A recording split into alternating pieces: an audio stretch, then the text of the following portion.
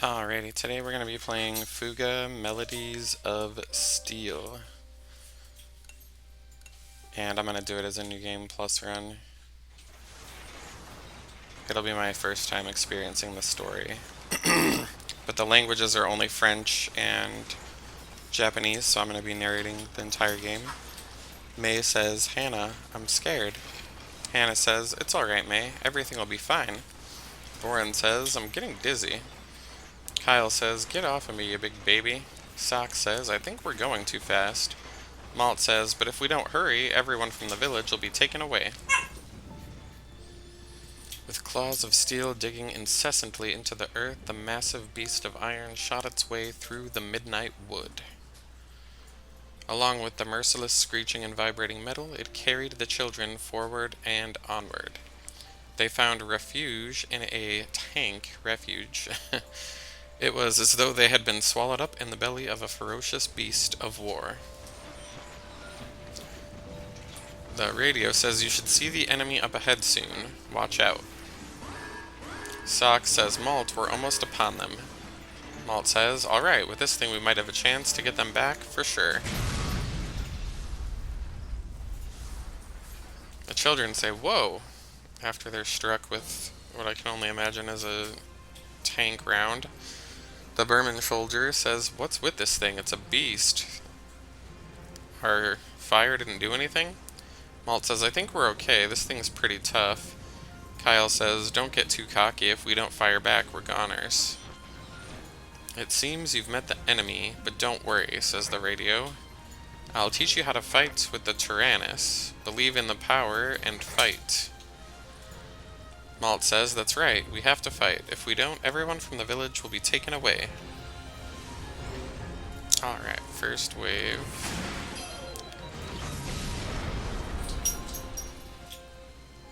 The reason I did this on New Game Plus was to avoid really long, drawn-out battles.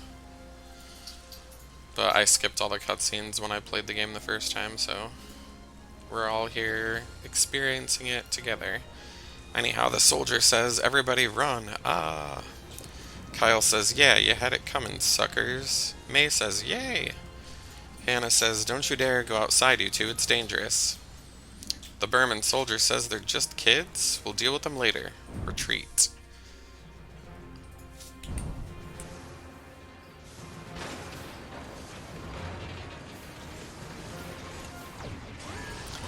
But yeah, I also didn't want to do a camera today. It's kind of hot. And I don't know if being shirtless is gonna get me in trouble on Twitch, so I'm just gonna leave my camera off.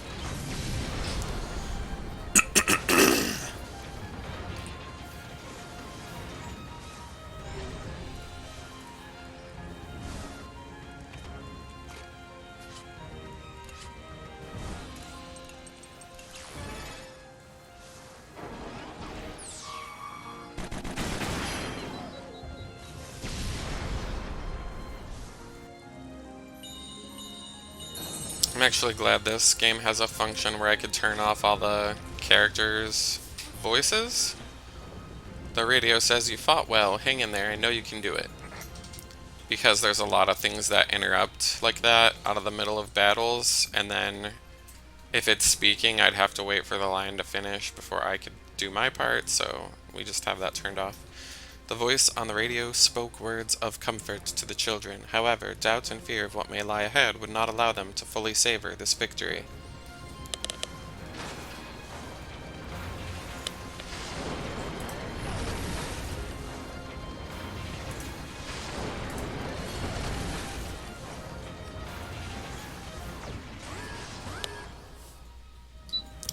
Oof, it is melty.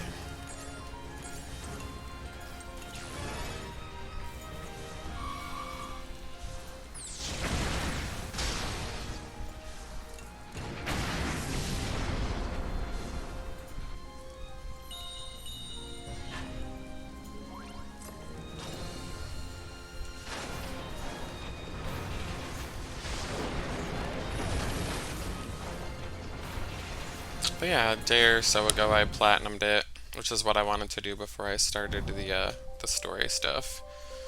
May says, "I hope Grandma and Grandpa are okay." Hannah says, "Don't worry, we'll get to them soon." Kyle says, "What's up with that weird voice on the radio? Who is that?" Malt says, "I don't know. Who could it be?" Kyle says, "Hold up, do you think we can trust her?"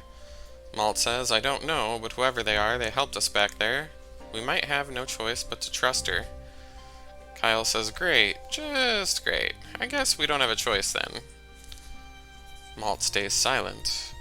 The narrator kicks in and says the children's tension gradually eased as they drifted off to sleep, all the while thinking, why did any of this have to happen?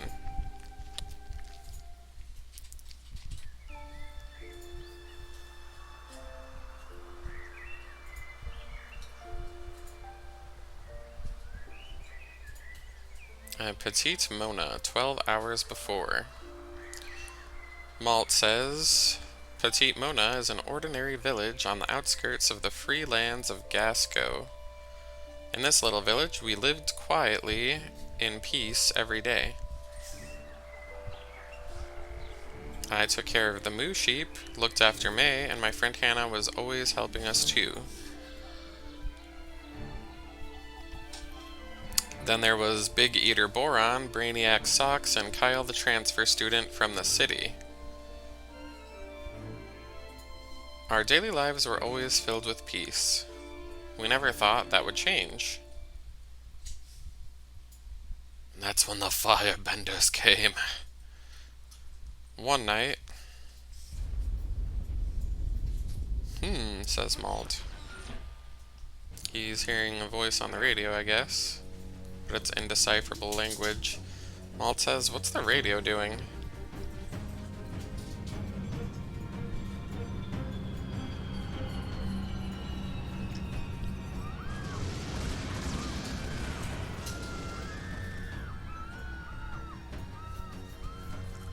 Villager says, "No, how could you?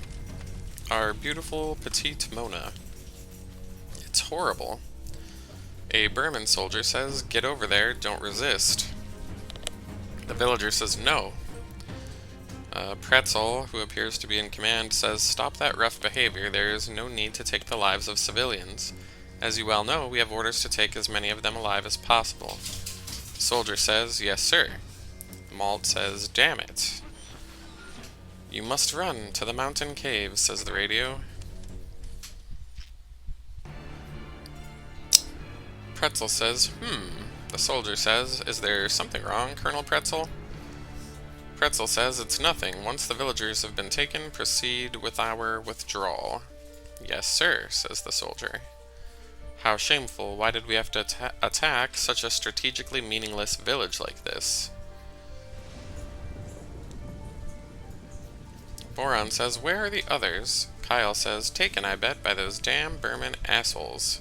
Sock says, "Impossible. They said the war would not reach remote places like this." May says, "Malt, where's Grandma and Grandpa?"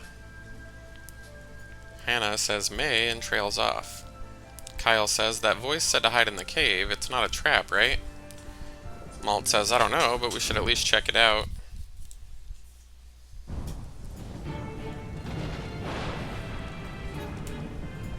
Malt says, "This must be it, the cave." Hannah says, "But isn't this odd forbidden ground? Old forbidden ground." Sock says, "Yes, that's correct. It must be forbidden for a reason." May says, "I'm scared. It's dark in there." Kyle says, "I ain't afraid." Malt says, "Okay, let's head in there with our eyes peeled. Everyone stick with me." Boron says, "Wait, don't leave me behind."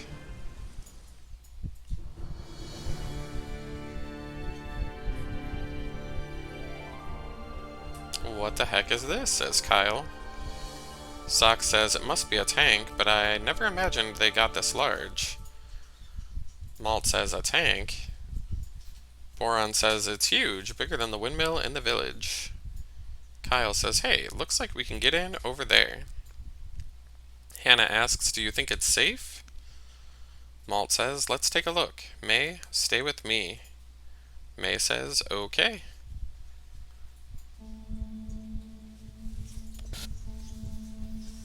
Sock says, "This must be the tank's control room." Kyle says, "Seriously? Maybe we can rescue everyone with this thing." Malt says, "But there's no handle. How are we supposed to operate it?" Not even I know, says Socks. It seems like it'll fall apart if we touch the wrong instruments. Kyle says, we gotta do something. Boron says, I thought we could save everybody. May says, Grandma, Grandpa. Hannah says, Mom. Malt says, our village. Malt continues, I guess internally, please move. Save us.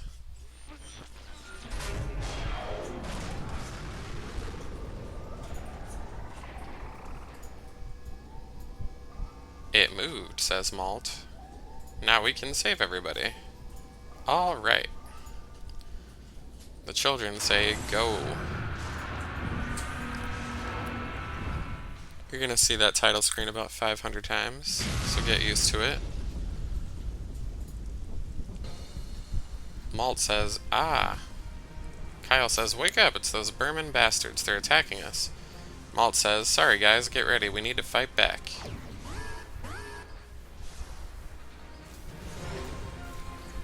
Alrighty.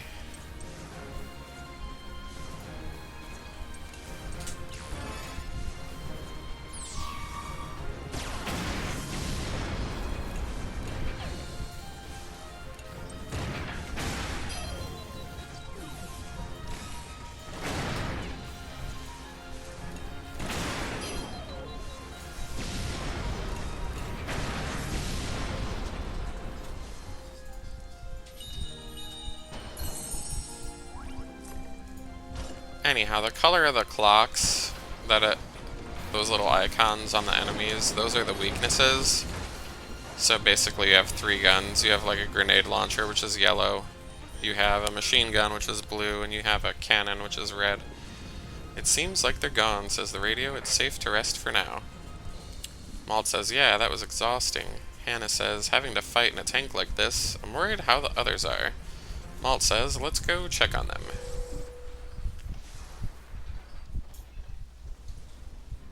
Alrighty, so we got an intermission. So I'm not gonna read the things that happen with these people. They just say the same things over and over again, like Socks wants to be an inventor, Kyle is from the city, he has a good fashion sense according to some of the other people on the tank. Hannah's just like a waifu mommy. And then the characters are pretty one-dimensional. May's like the baby, and she acts like one. She's very naive. Malt is the oldest one, so he feels responsible for everything. And then Boron is the stereotypical fat character that likes to eat. So that would be a good overview of them in a nutshell.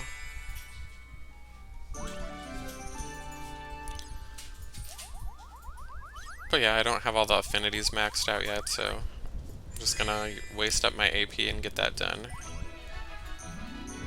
in the intermediary scenes here.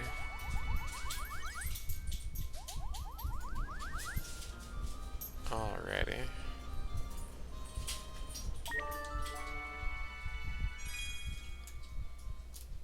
Link event.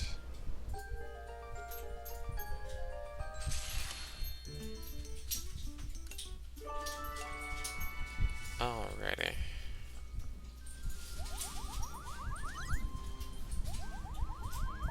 I was trying to leave some dialogue not too finished up for these scenes so that they'd have something to do during the cutscenes, because otherwise I would just be jumping past that and not getting those experience points and things like that that you saw there. It's like, might as well get them, right? The enemy is coming towards you, says the radio. Kyle says, you gotta be joking. Malt says, this tank seems stronger than the others. Everyone watch out.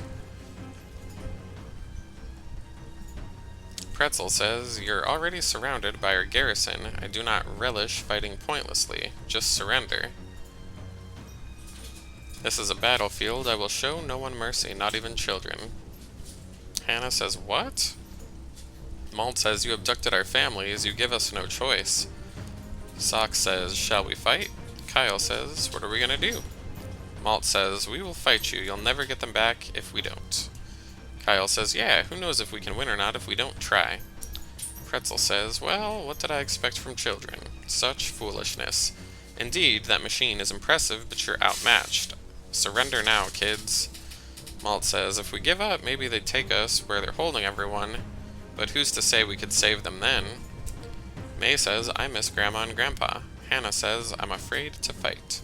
Kyle says, I'm not afraid, let's kick their asses. Sock says, right.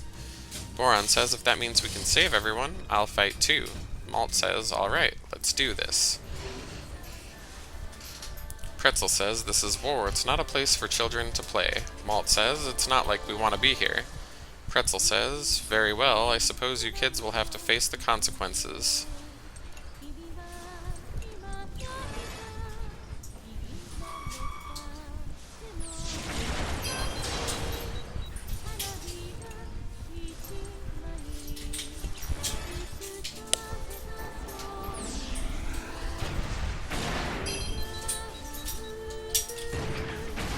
Anyhow, that smoke attack, that makes it harder for them to aim and hit us. Though it doesn't really matter, this fight is pretty easy.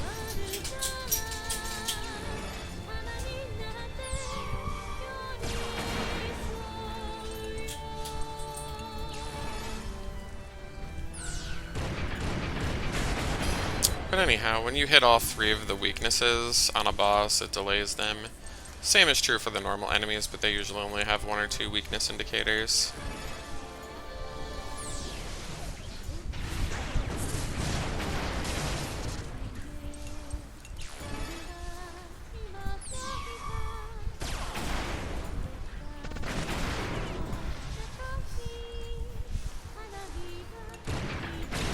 And it died. Kabloom. Pretzel says, what an incredible machine. Are those children really operating it? Would you look at the glorious Colonel Pretzel beaten by children? Kyle says, we did it, we won. Malt says, did we do it? Boron says, I'm so relieved, it makes me hungry. Kyle says, dude, do you ever think of anything besides food? Hannah says, do you think that soldier is dead? Kyle says, well, what do you think? Malt says, guys, we just killed someone.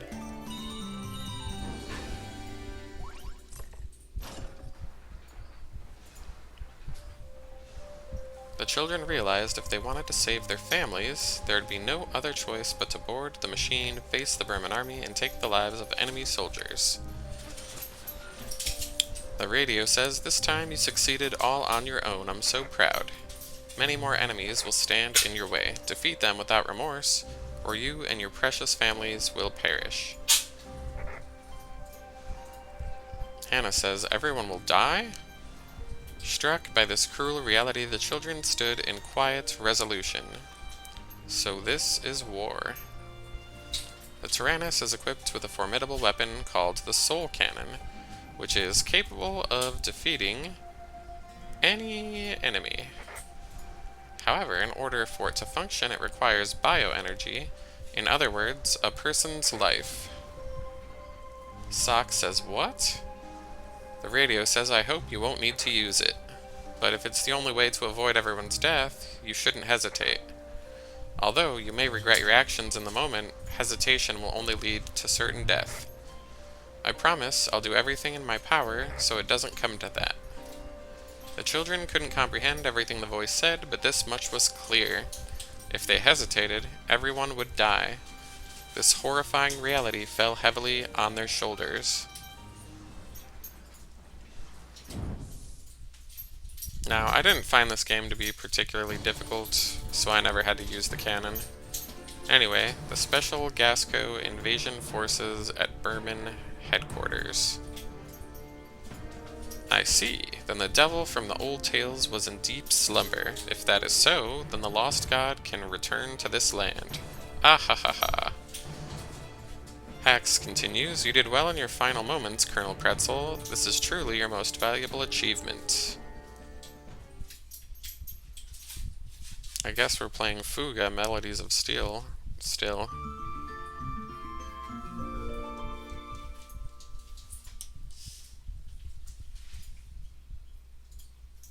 They slapped that icon like everywhere they could in this game. It's crazy.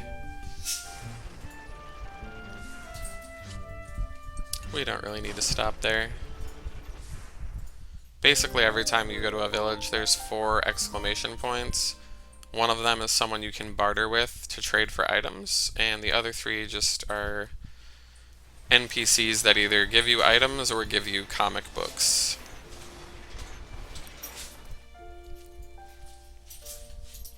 The weight of this cruel reality hung heavily upon the children as though crushing the air from their lungs. Kyle says, all we wanted was to save everyone, and here we are waging war inside this tank. Malt says, did I get them involved in this mess? I never wanted that to happen. May says, can we save everybody? Hannah says, I'm sure they're fine. Kyle says, what are we in for? It was under this stifling atmosphere that a strange phenomenon occurred. Boron says, a ghost. I'm afraid, guys. Sock says, that makes no logical sense. One of the children swore that he saw a figure bathed in light, and it disappeared without expressing a word. Everyone agreed the fatigue must have caused them to see things. It was just their imagination. Oh, my doggies are being bad in the background. Naughty dogs. They like to wrestle with each other.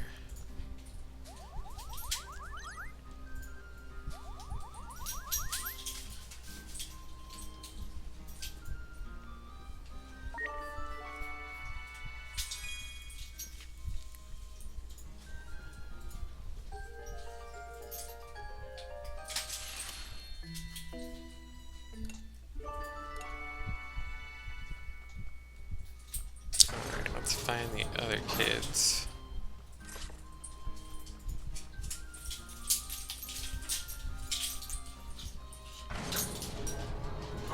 Alright, so he's maxed out with the 6 original people. Let's see if she needs to talk to anybody.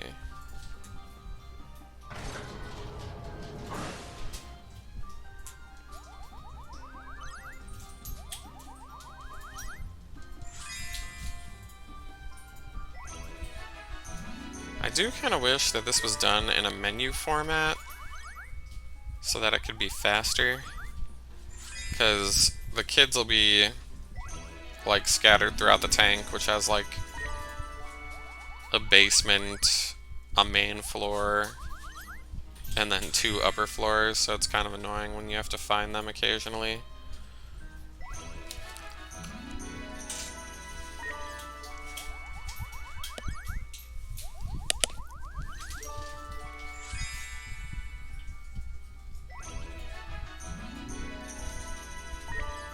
But yeah, basically almost all the correct answers for Boron are like, oh, it's fine that you eat food, fatty, sort of a thing. It's kind of silly. And Hannah's like, if you compliment her food, you'll rank up.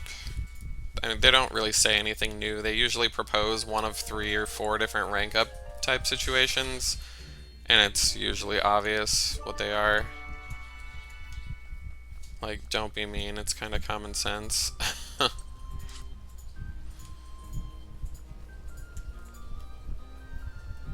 Oh, rats.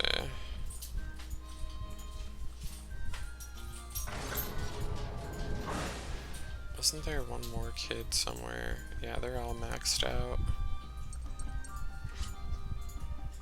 So they're probably all 6 of these guys, I would imagine, are set at this point.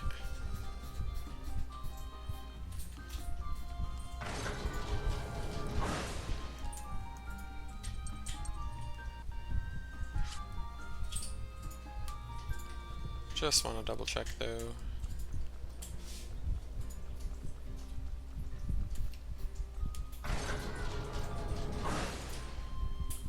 Yeah, so I have no more purpose in ranking these characters up until we get a new one.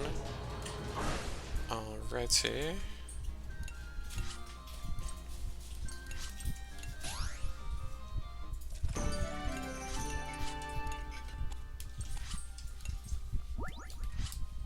Alright, so the cooking increases various stats. I just have it increasing our experience at this point, now that the affinities are mostly maxed out.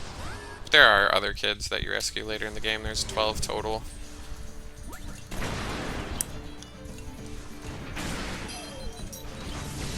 But yeah, after I do the story run, I'm probably going to do a speed run of it. But I don't think I'm going to come close to the winner, the person who has like the shortest time on NG+. Because, yeah, I think they probably used software to like not count the load times, and that's, I just don't care about that stuff, so I don't feel like setting it up. But we'll see. I haven't actually looked into it yet. Like, I looked at the time on speedrun.com, but I didn't like watch the video or anything, which I'll probably nose through it to kind of see if they're using the same kids that I'm using for fights and that sort of thing, so that I'm hopefully utilizing efficient methods to get that done quickly, because that's the name of the game in a speedrun. Duh.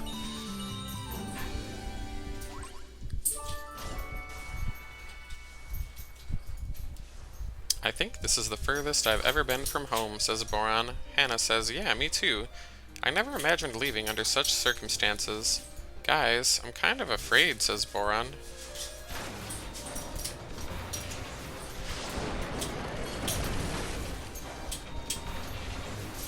But we're gonna do all the safe routes.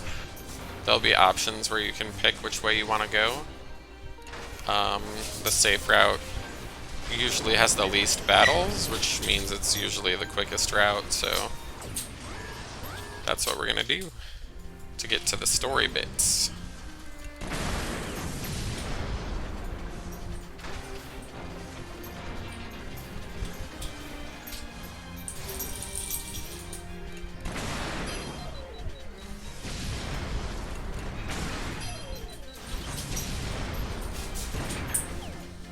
Oh boy. I love it when I miss.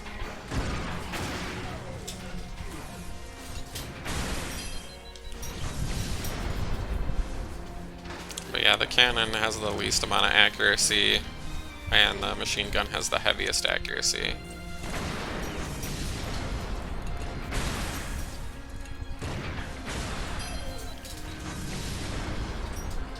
And I think the accuracy rates are set by the actual weapons themselves. They're not like something you can control, to my knowledge, anyhow.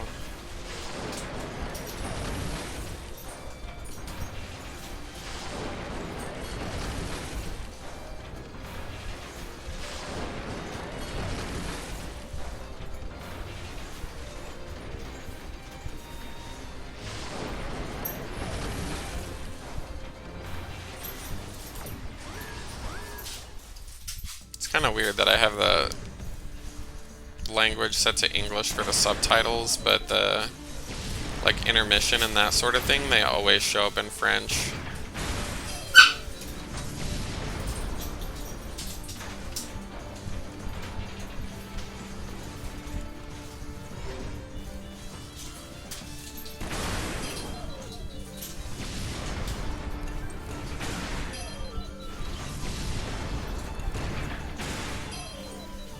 Didn't one-shot him, huh?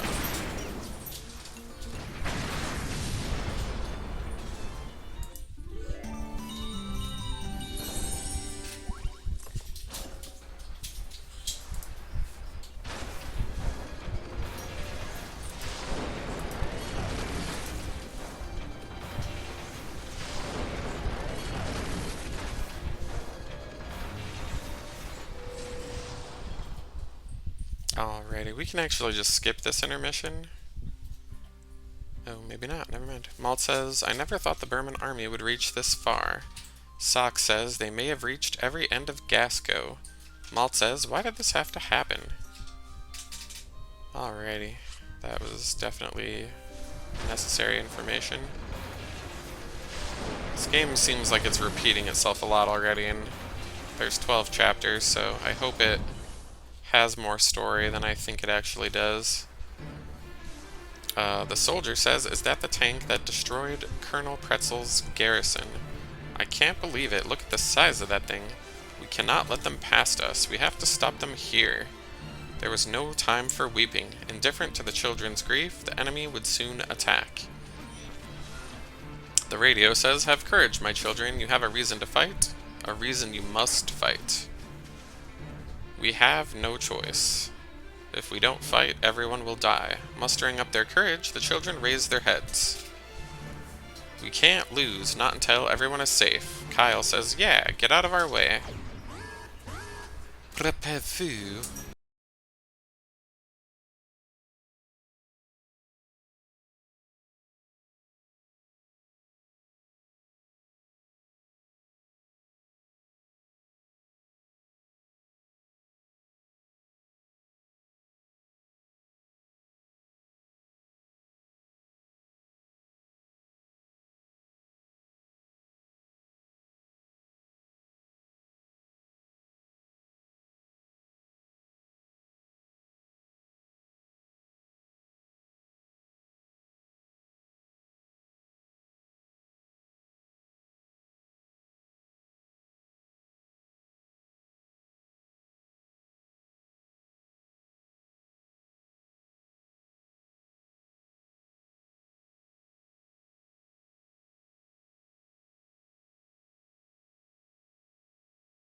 Once you get them to a certain HP level, they'll inflict a status effect on themselves called Wrath, which increases their attack power, and it gives them the chance to go again, which is frustrating on some of the harder battles. Malt says, did we win?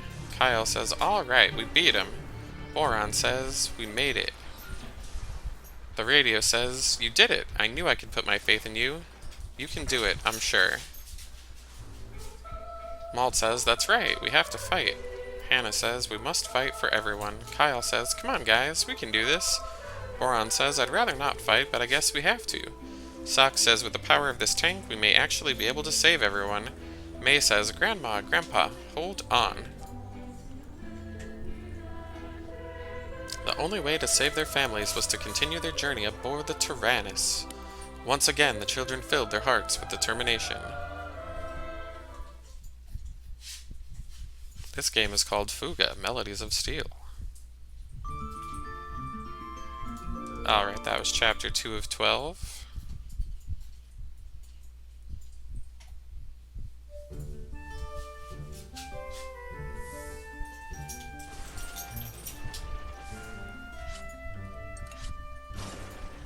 But yeah, I have 99 of most items because I've beaten the game a couple times, so there's no point stopping there for me. 2 arabesques.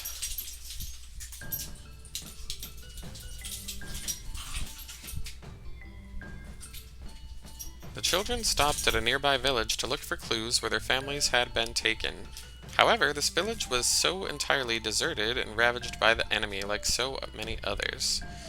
Malt says, it doesn't look like there's anybody here. Hannah says, how horrible, they destroyed everything here as well. Kyle says, there's nobody here, guys. Abandoning their search for clues, they returned to the Tyrannus, where they noticed something vaguely peculiar. A hatch they were sure was closed before they left was now hanging open. Without paying it much thought, the children went to start the engine and hurry along their way. The twin boy says it's moving. It's moving, says the twin girl. Thus the Tyrannus set off again with 2 little stowaways on board, unbeknownst to the rest of the crew.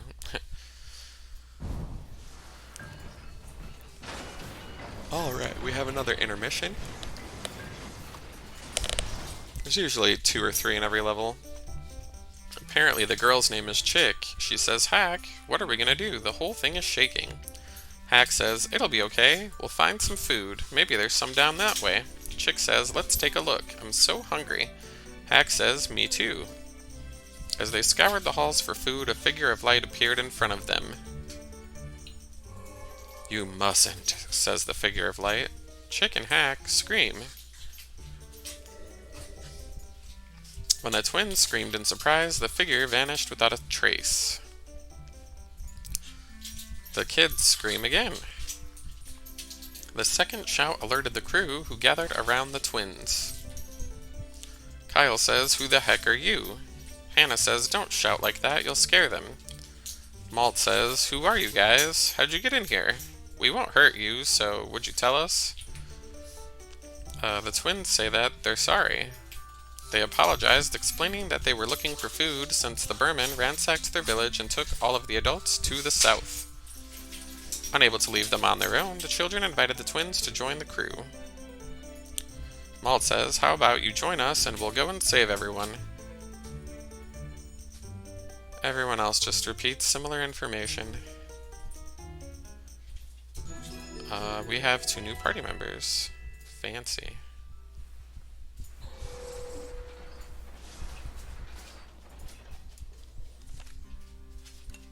Those are a list of things that you can do to initiate temporary, kind of like limit breaks for different people, so it's not really necessary that we do them, because we're overpowered pretty much, so.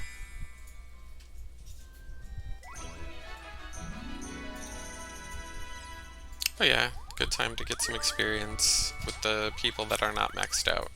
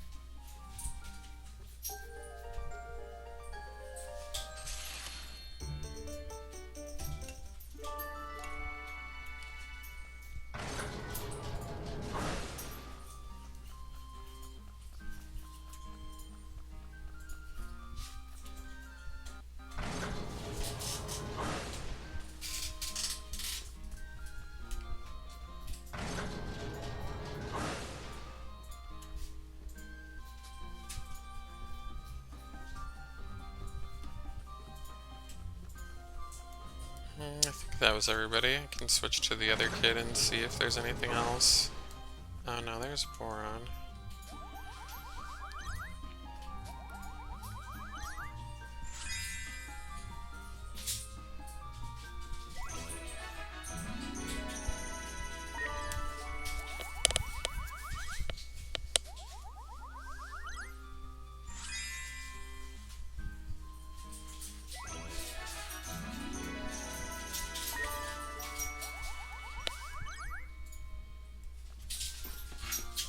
Alright, so she just needs to finish up with Boron on the next intermission.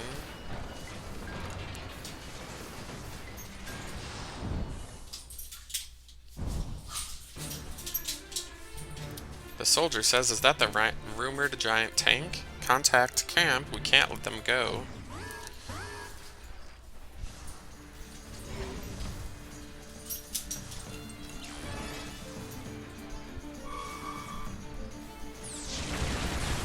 But yeah, as you can see there, that thing had 3 armor, and we used a skill to remove the armor. Later in the game, things will have up to 5 armor.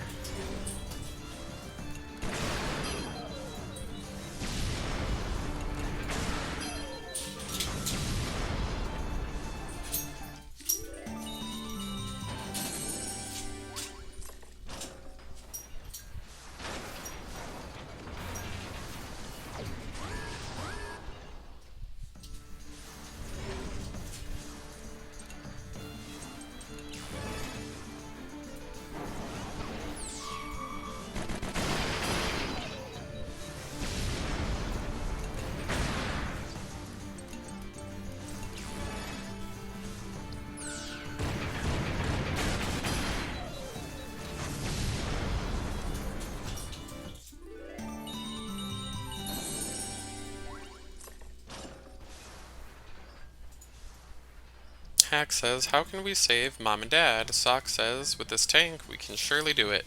Chick says, what should we do? Hannah says, do you mind helping us? We won't ask you to do anything too dangerous. Chick says, okay, sure.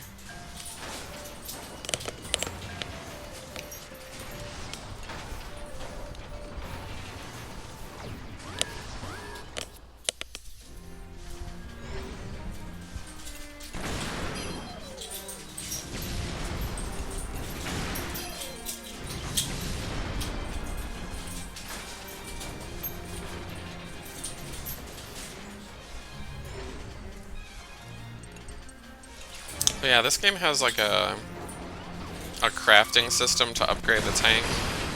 Basically, you pick up discarded parts from tanks that you destroy at the end of battles. You can sometimes trade for them in the villages, and then you use those to upgrade the armor, the SP, which is for your special skills, and then the attack power on each of the 3 weapons, which is the machine gun, cannon, and grenade launcher.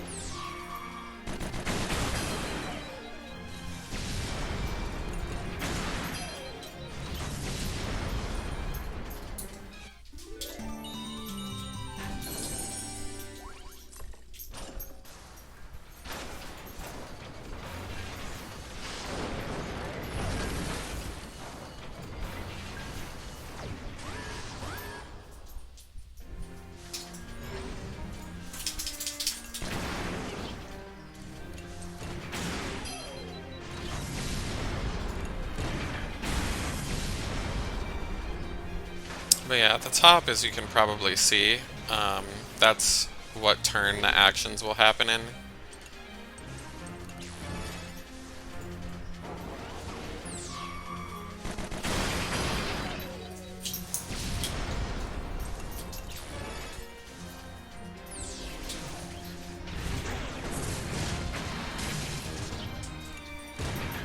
That little lightning bolt status effect makes them unable to move for a pretty decent amount of time. So later in the game I'll actually switch to a character that can inflict that status effect on every enemy at once, because it saves you a lot of time, in my opinion. That's something more important for the speedrun that I'll be doing probably, I don't know, sometime this week probably. Because I have Monday off for Memorial Day, so we'll just see how motivated I am.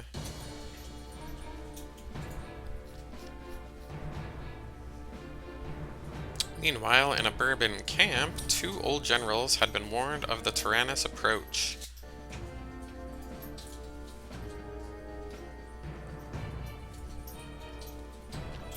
Stolen says, isn't this interesting, the tank that defeated Pretzel? Bomb says, he must have underestimated those Gascow County bumpkins and their ability to put up a fight. Why don't we play a little game to see which one of us can obliterate the tank first? Why not? It sounds more fun than competing over how many houses we can crush. Ha ha ha.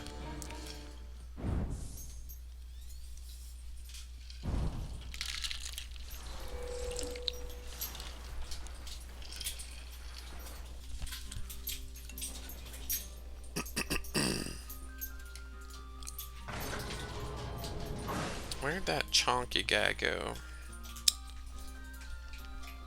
He's usually in the kitchen or down there, but sometimes he goes up to the 3rd or 4th level.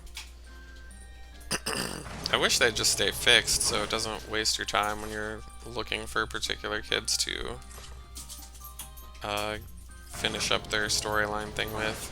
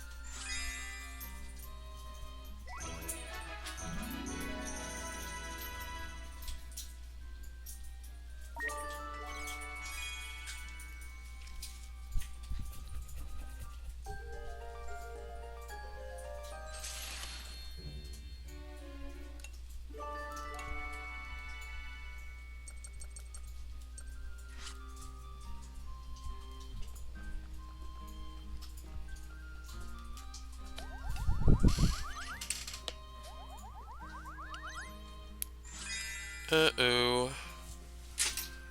I think Kumo's chewing on Cosmo's collar.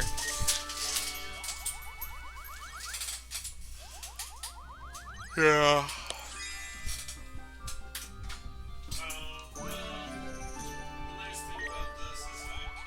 It can be cut because it's too big. Oh, that's cool.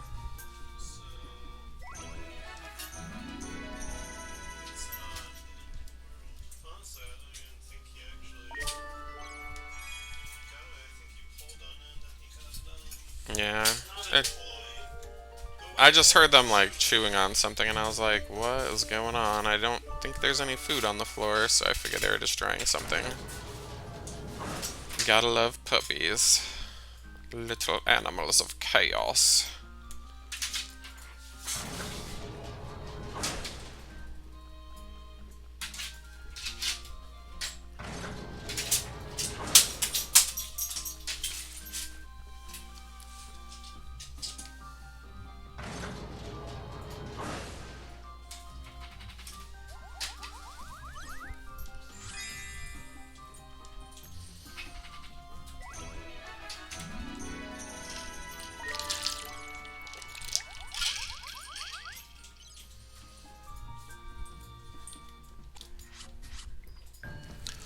Alright, on to the next parts. Let's take the safe fruit. You can obviously get better rewards for taking the dangerous routes and things, but pretty much these characters are maxed out. Like, I don't know if there is a max level in this game, but after level 50 you level up so slow. It's just really not worth messing around with, in my opinion.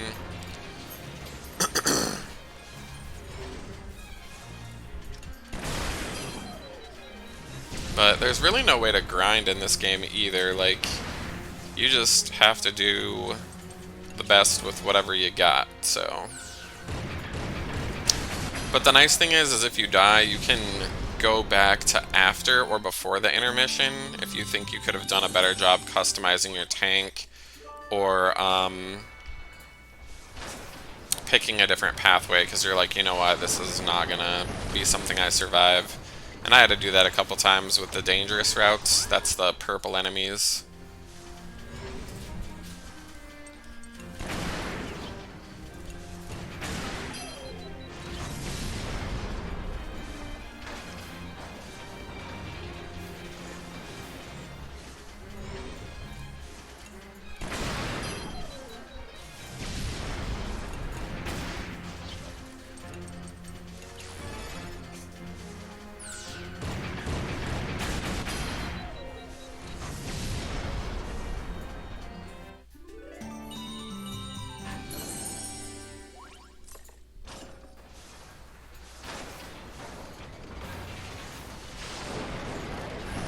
But yeah, this game doesn't use money, it uses a barter system in the towns. So you can exchange 3 of a lesser item, like for instance the rusty cartridge can be 3 of those you can trade in for normal cartridges. So that's kind of how that works. Hack says, we'll get to where those guys took Mom and Dad soon, right? Boron says, do we really have to fight again? Hack says, come on Boron, you're a big guy, you can handle it. Boron says, you're so small yet so brave. Alright, bring it on.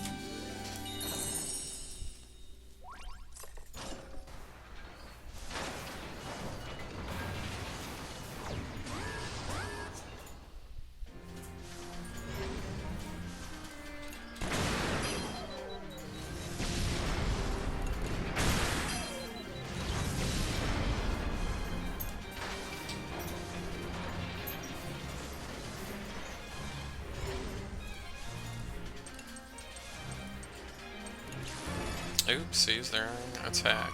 Oh well.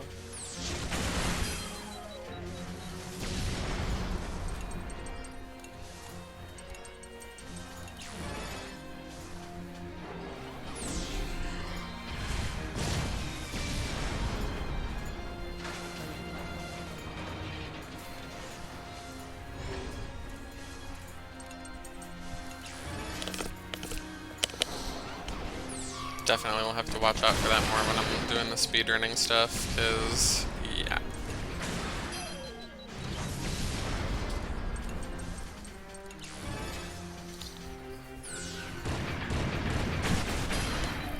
Oof, didn't take him out apparently.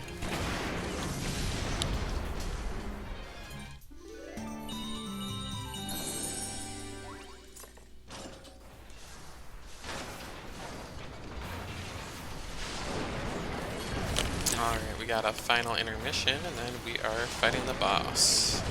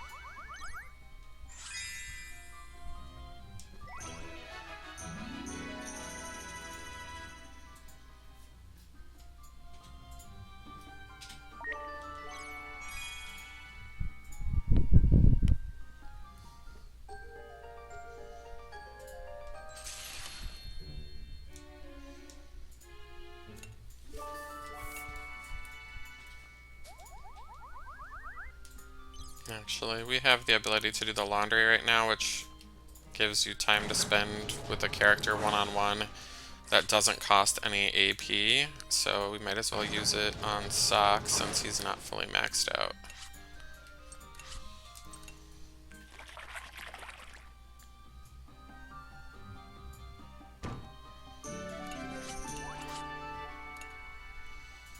I'll talk about some of the other rooms too. The observation room lets you look at your surroundings or do an expedition, which gets you those items, which are usually to upgrade different facilities of the Tyrannus, which is the tank. Let's see here. The mess room is where you cook. That gives you status upgrades. The dormitory is where you sleep, and it just gives you a flat amount of experience. This room right here, the workshop, is where you actually upgrade the tank, but mine's fully upgraded. And then the scrap fishing is to use 2 AP to find items. Like if you're pretty close to an upgrade, that's advisable to do if you think you're having trouble with the most recent fights or whatever. But most of the first playthrough of the game, I was scrap fishing and upgrading the tank. Because, yeah, I didn't want to, you know, die.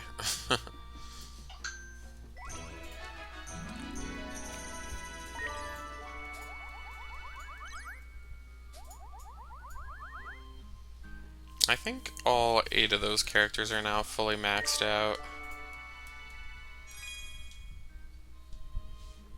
And I know my 12th kid is maxed out on affinity as well, because, like, just the way he looked, I thought that, like, if you didn't make friends with him, like, he would do something bad later in the game. But I can safely say that his affinity with the other characters, doesn't affect the ending, so. Oops. Let's get these all cleared out. Yeah, we don't have that character yet, so I don't have to worry about that.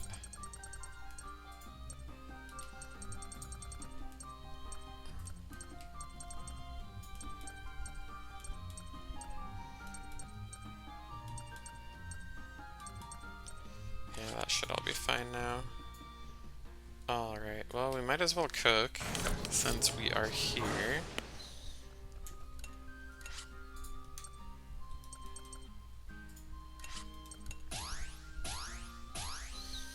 The nice thing about the affinities are that if you have high affinity with most of the other characters, where you see those low success rates, up to 3 other people will come and help you to increase that 5% per kid that joins. So the first time you run through the game, the best thing to do is to get everyone's affinity to level 2, because to my knowledge, as long as it's level affinity 2 or higher, they have a chance of coming to help you, versus, having no affinity, they'll never come to help you, sort of a thing.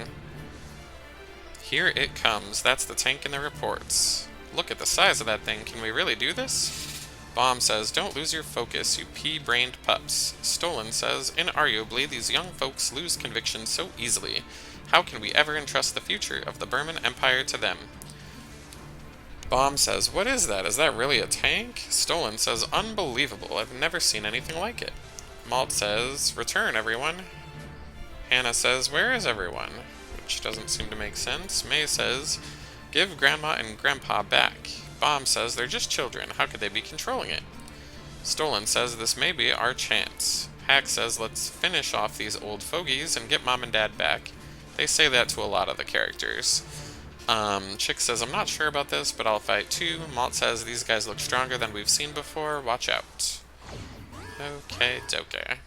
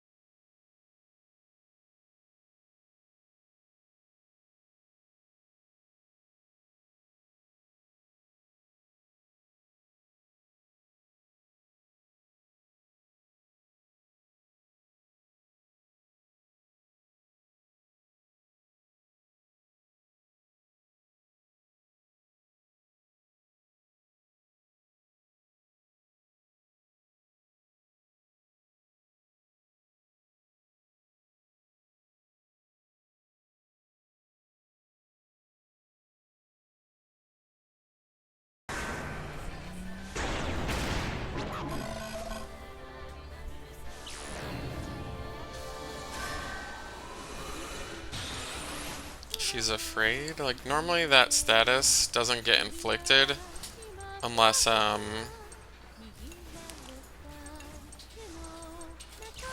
you're below 50% HP, so I'm kinda like, why did that just happen?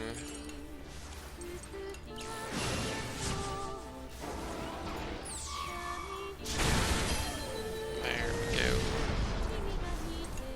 Alright, we need to swap her back out.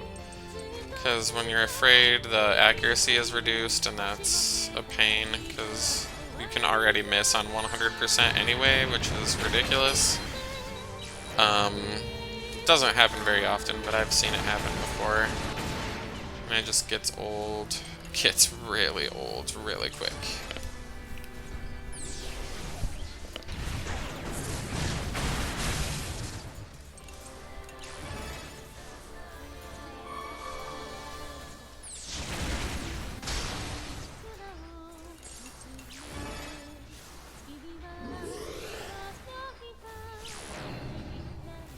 I did not mean to do that. I meant to do the 3-hit cannon, which I think would have killed him, but that is okay. Such is life.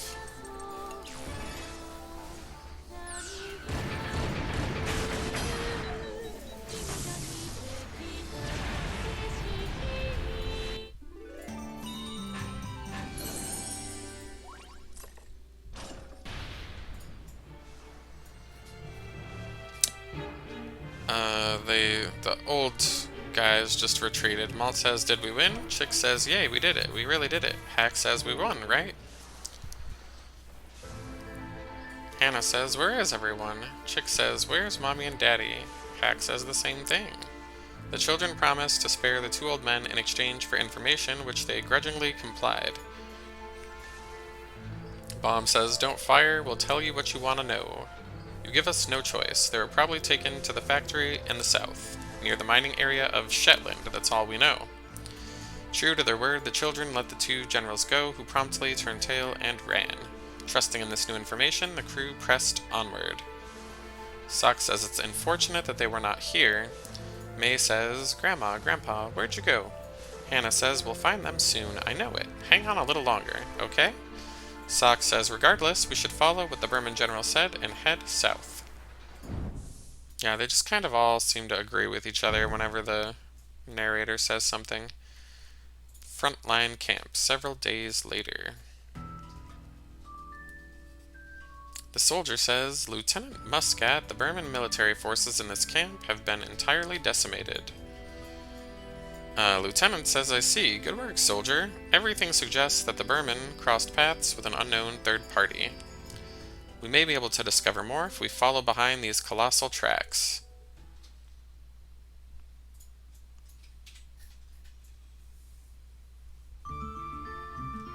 And that's chapter 3.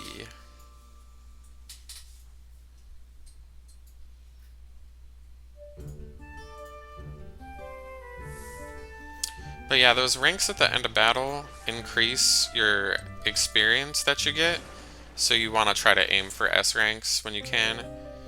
It's a combination of how many turns that you used, how much damage you received, and how well your actions propelled you through the battle. So doing things like interrupting the enemies and using special skills that they're weak against gets you more points. Anyhow, the narrator says, following the directions from Bomb and Stolen, the children continued south towards the mining area where their families had presumably been taken. Kyle says, for crap's sake, this better be over soon. Boron says, I hope they have something to eat. Chick says, we still haven't found our parents. In front of the children, whose hearts were filled with both hope and apprehension, appeared what they previously thought was an illusion. The figure of light says, you mustn't fight. The figure sounded like a little girl. Who was she? Why didn't she want us to fight? The children wanted to know, but she only kept repeating the same words before disappearing. The girl's words shook their battle-hardened conviction to the core. Boron says, do you think she's right, that we shouldn't fight? Sock says, perhaps we should wait for the Gasco army to come. Kyle says, who knows how long that will take. With doubt seeping in from the girl's warning, whatever determination they once had vanished while the enemy drew near. Remember, my children, I'm always watching over you. Don't give in, just a little longer and you'll have your families back. The moment the voice helped to calm their fears, giving them momentary solace with its words of encouragement. Alrighty, time for an intermission.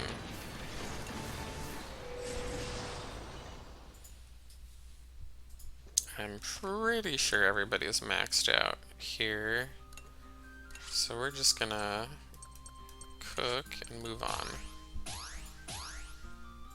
We need to get wheat and milk in our garden below, which gives us the ingredients that we need to cook with.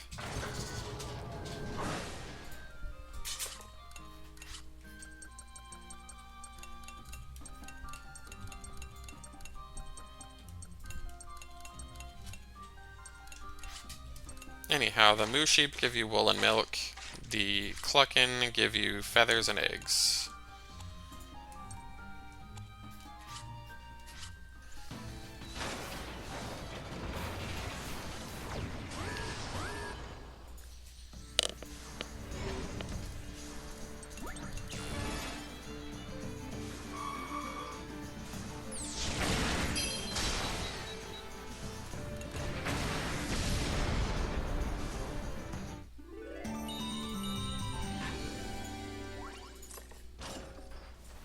And because I'm OP, like, I don't let enough turns transpire to build up the points to get the technique up to S usually in the beginning of the game, but near the end of the game that becomes less of a problem because you'll be faced with more enemies per fight.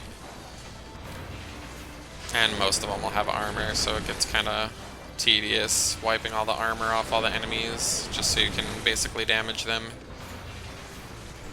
But in the beginning, the armor is... you can usually kill them in 1 or 2 hits without having to deal with that.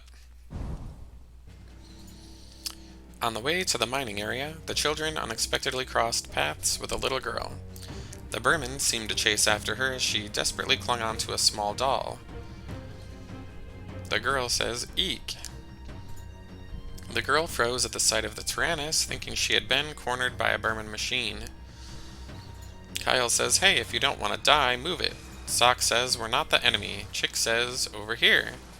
The girl says, "What?" After hesitation, the girl realized the children aboard were not the enemy and took cover behind the Tyrannus. "That tank, is that brat with them?" says the soldier. "You won't get away that easily. While we're at it, we'll crush the tank into the ground." Hack says, "Stop chasing after one girl." Kyle says, "I won't let you scare a weak lady." Misogyny, but what else should you expect from Japanese children? Anyways.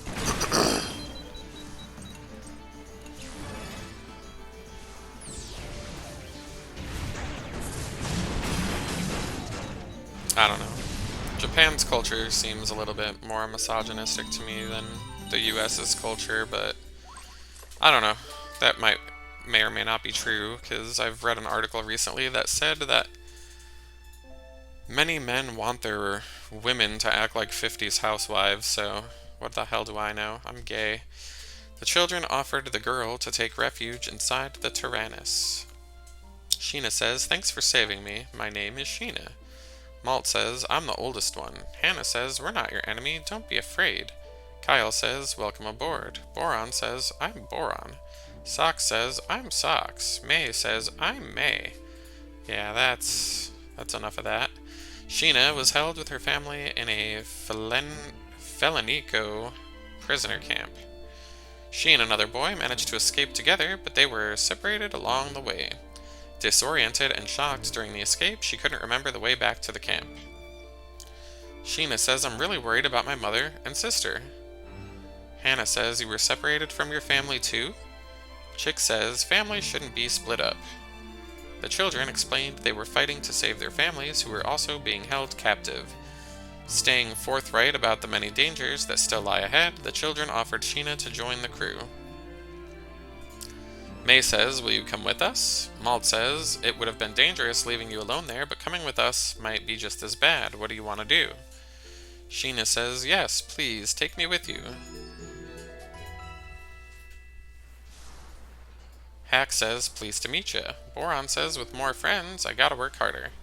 Sock says, "I'm happy to have more friends, but I feel nervous." Boron says, "Woo, you really are shy around girls." Alright, let's do the safe route.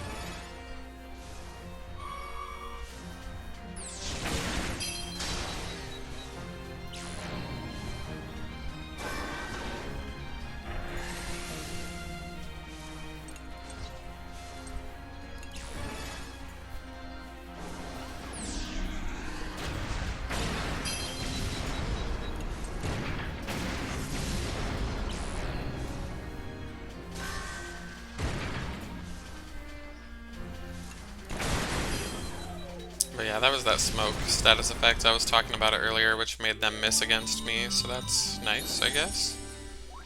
Not that it matters a ton at this point in the game.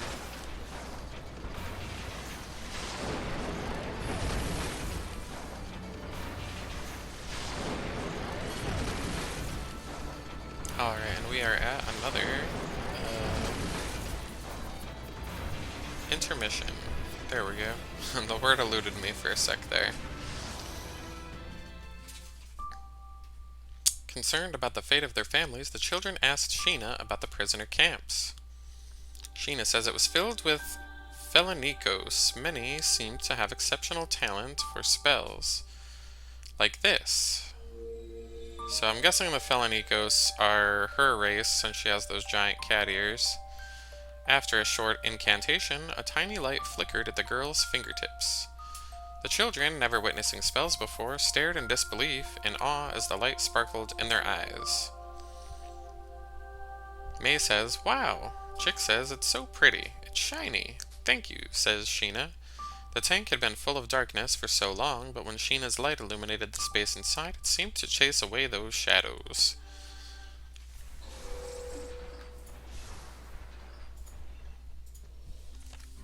Alrighty. Let us switch over to Sheena and see what we can do. We'll definitely grab the food.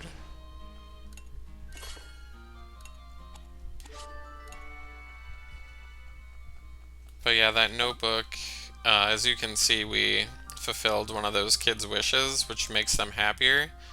So that yellow or orange color, and sometimes you'll even see red, are the ones you want to do the most, because that puts the kids closer to the limit breaks. And they each have different effects on different kids. Like, with Kyle, it makes every one of his hits crit. And then, with other characters, it allows them to attack twice most of the time in a row. If you use the normal attack, not a skill.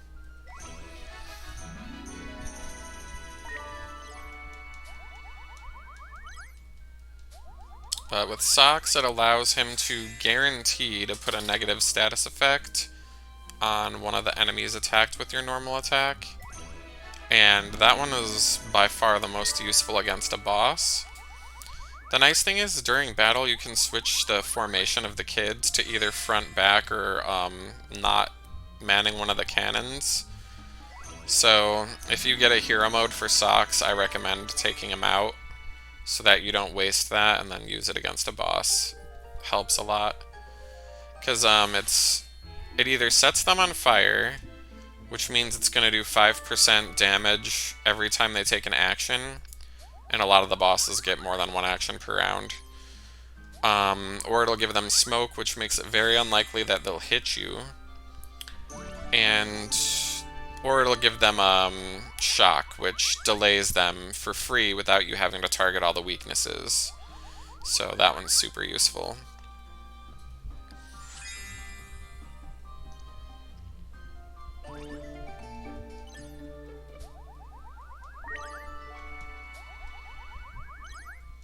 But if you ever see that bubble with a heart above their head, it means that they ranked up. Usually that's because they're on the same weapon, and they get affinity points for that during each battle. So those never cost AP, so every time you see that, you might as well just go get the scene taken care of, because that is free AP for you right there.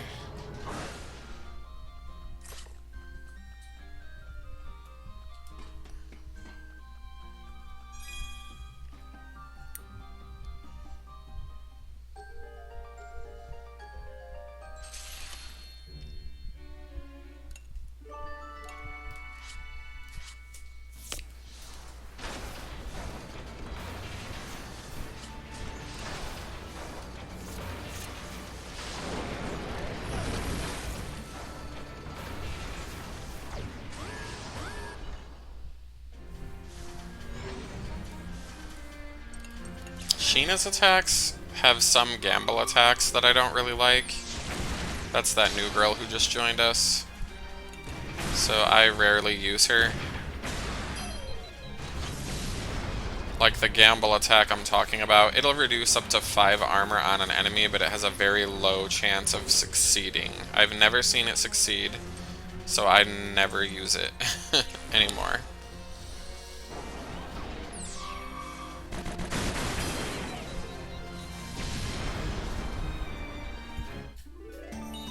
And once an enemy has 1 or 2 armor or less, they tend to take a good amount of damage, so it's not always important to strip all the armor off some of the enemies. Especially like the flying ones, because they have a lot less HP than like the tanks on the ground.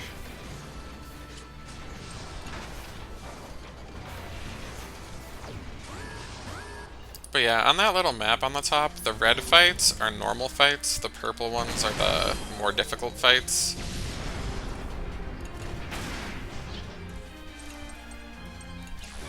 And then you'll see the green boxes are for SP increase, and the red ones are for HP increase. Those are the most important things to know really about it. And you might see that on these gauges that they have like this little heart thing right there. Basically what that does is they get a link attack, which is powerful whenever that's filled up. So it kind of forces you to think about who's paired with who, because different link attacks have different effects.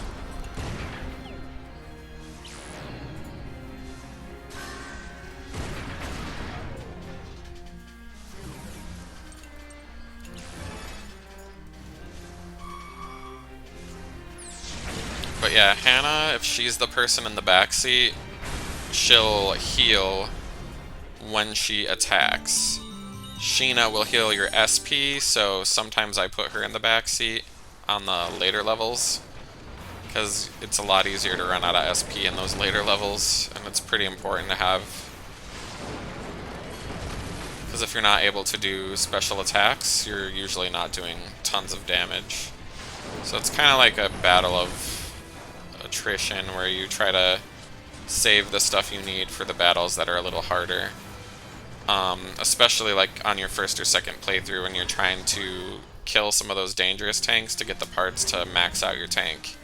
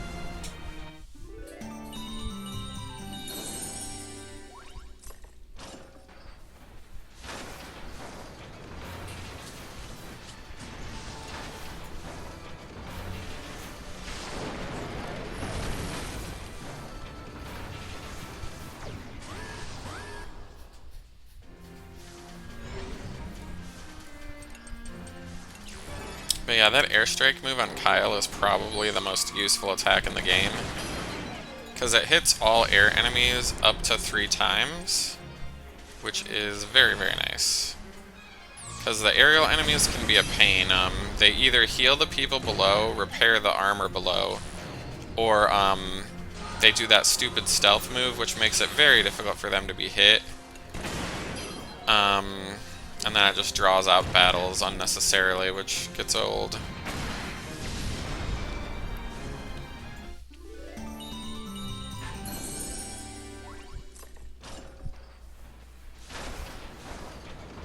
The only other blue cannon user is Mei. She has an attack all skill that lowers everything's armor by 1, but I haven't found it particularly useful, because Kyle has one that takes all the aerial enemies' armor down by 2, and that usually is better in my opinion.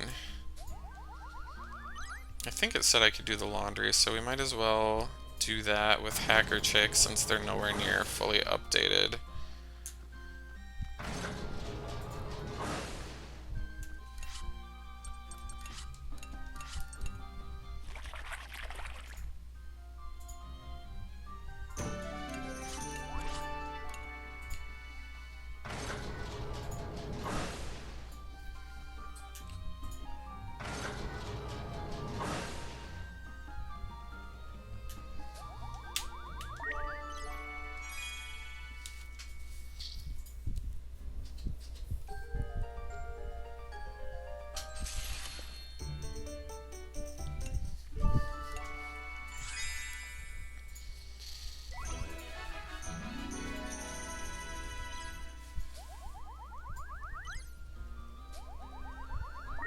But yeah, managing the AP and the tank in the beginning of the game is super important.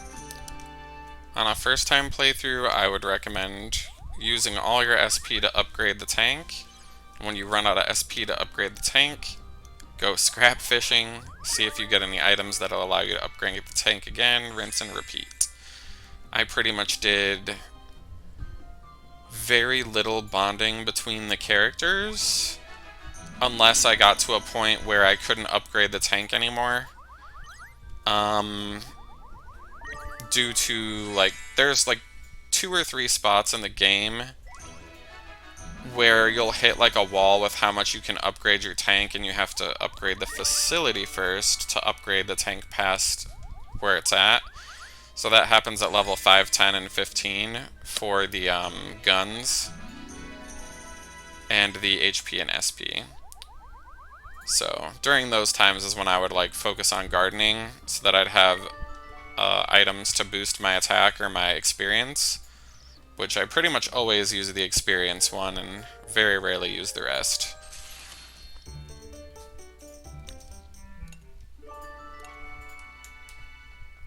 Because yeah, this game would probably be pretty hard if you weren't focusing on getting your battle power up the first run through the game at every opportunity.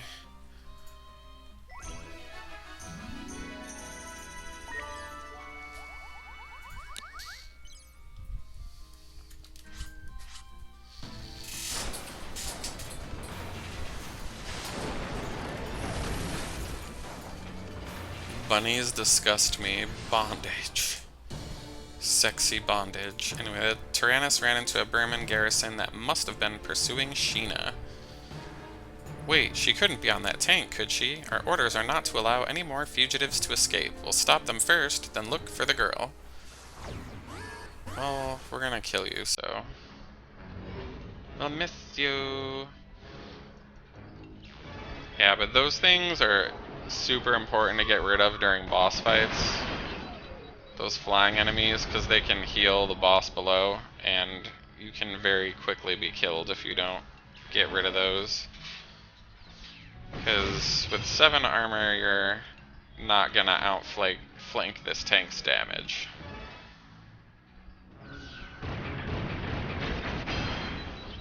As you can see, that did like no damage.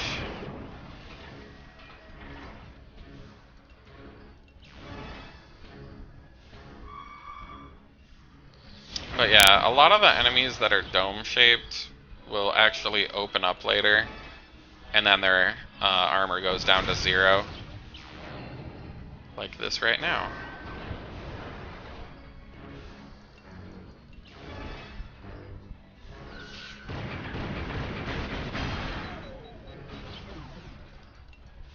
Actually...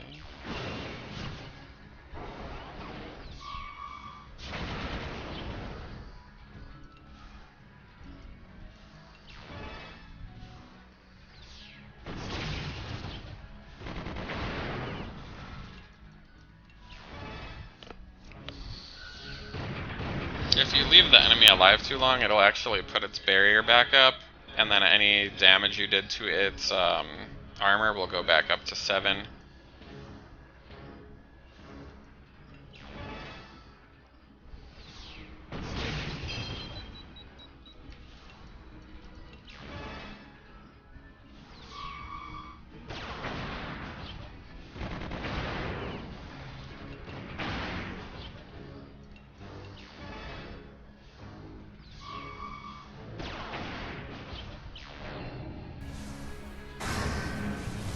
And paying attention to what the enemy's skills are doing is pretty important, because as you can see at the bottom there, it said charge 1 more turn, which means next attack they're going to hit you with a really powerful attack. So before they hit you, you definitely want to block. Otherwise you're going to usually lose like 60% of your HP or more. And that's pretty much how every boss operates in the game. The people were basically like, everybody run. Hannah says, now we can relax. Chick says, yay, we did it. So does Hack.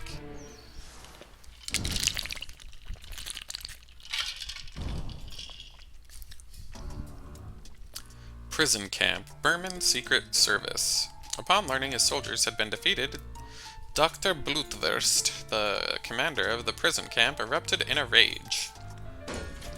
What do you mean the garrison was destroyed?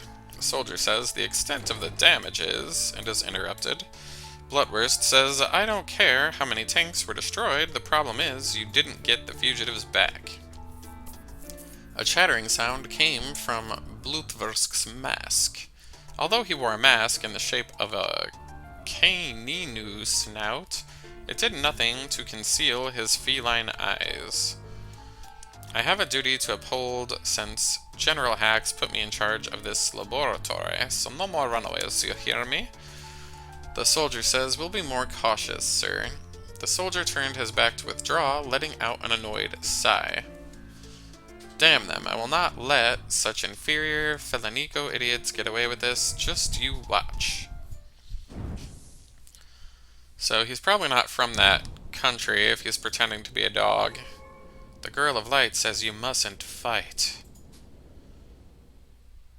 but does nothing to stop us. So fight on we will. But yeah, I have a hard time telling the difference between which one of these animals are canines or felines, because most of their ears look the same in the cutscenes. But I guess the blue eyes give away the felines, but it's kind of a little bit more of a secondary trait.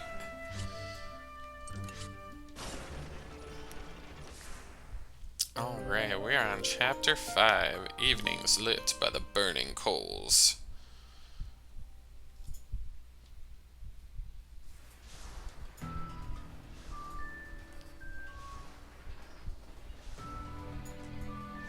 The children continued south to the mining area where they hoped to find their families. As they neared their destination, a dilapidated Gasco tank hobbled its way towards them.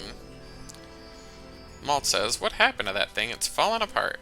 Sock says, it looks like a Gasco tank. You can see the national crest. The children were relieved at first, thinking they had found a fellow comrade, until the tank suddenly fired upon them. Boron says, what's going on? Kyle says, relax, they can't hurt us with those pathetic attacks. The boy from the tank says, you damn Berman, I'll never forgive you. Maud says, hold on, he thinks we're Berman. May says, what's that tank? It's all busted up. Sheena says, why are you shooting at us? The kid says, wait, you're kids too?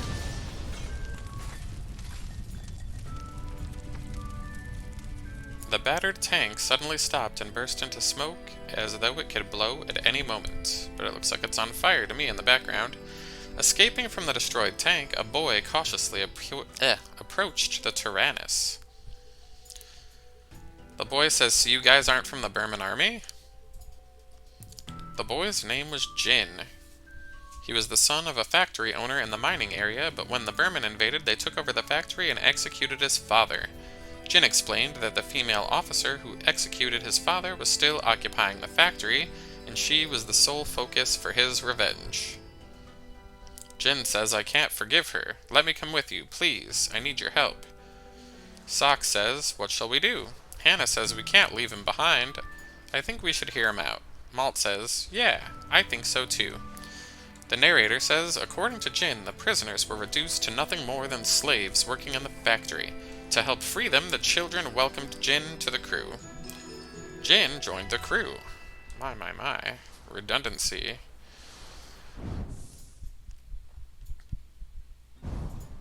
You filthy furry. Jin says, wow, I've never seen a machine like this before. I think my browser is... No, I don't know. Jin, fascinated by the mechanics of the Tyrannus, heartily inspected its every nook and cranny. As he went along, he came across a crew having difficulty with a piece of machinery. Jin says, hey, what's wrong? May says, it's busted. Jin says, it doesn't seem broken to me. It works. That's all you needed? May says, wow. Jin says, nothing to get worked up about. I've lived all my life in a factory. Unaccustomed to praise, Jin left without a word to continue exploring the Tyrannus in wide-eyed fascination.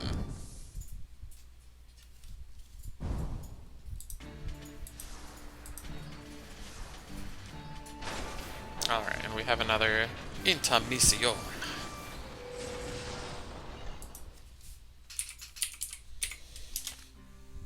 Yeah, I'm not seeing my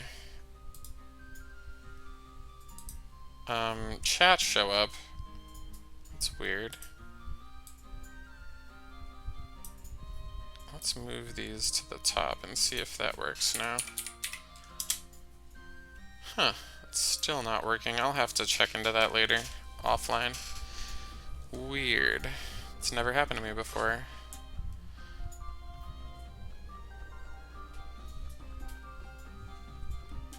Alrighty.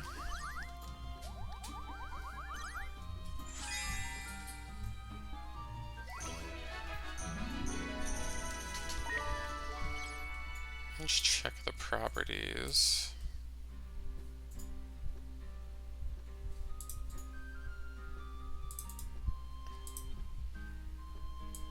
Let me test that.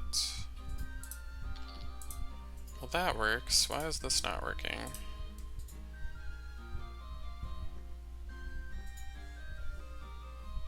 Huh. Maybe it's some settings with my, I don't know, weirdness.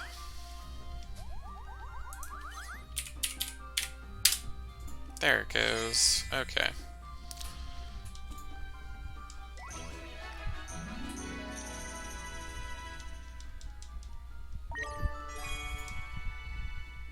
Because, yeah, some of the dialogue I'm having might not make sense when I'm talking to people in the chat room and it's not showing up in the video. I'm like, oopsie. It's a little bit more focused on the narration part of the experience.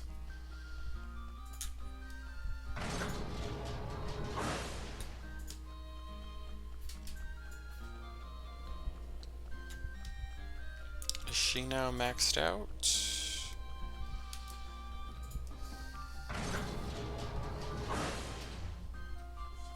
No, that's what I thought. Hello, Twice Slicer. There's a ghost behind me.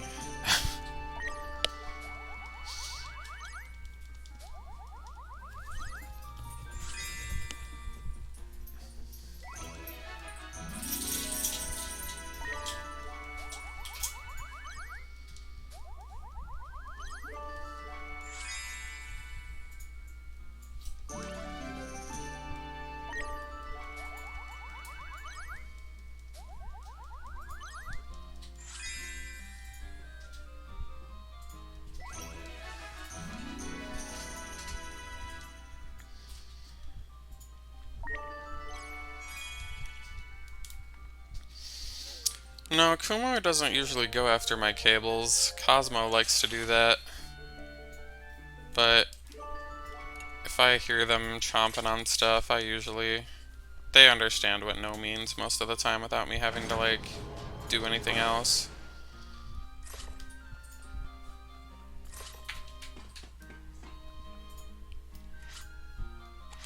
Are these all maxed out now? Let's see.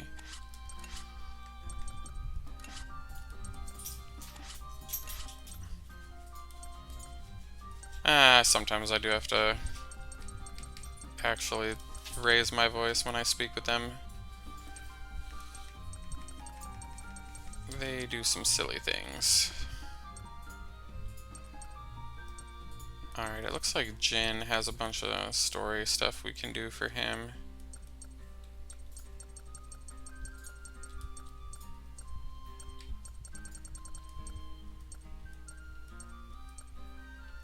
Yeah, so let's switch to him.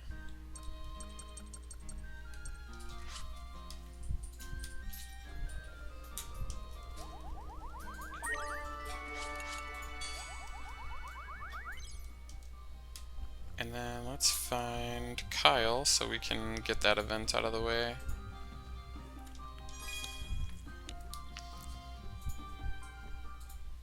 Yeah, when they're doing something particularly dumb, like destroying my property, you know, gotta kinda make sure they stop. But it doesn't happen all the time. Like, they've gotten pretty good, because we train them probably a little bit every day. But yeah, Kumo's like a year and a half old, and Cosmo's like 6 months. So they're still pretty young. They're little pupperinos.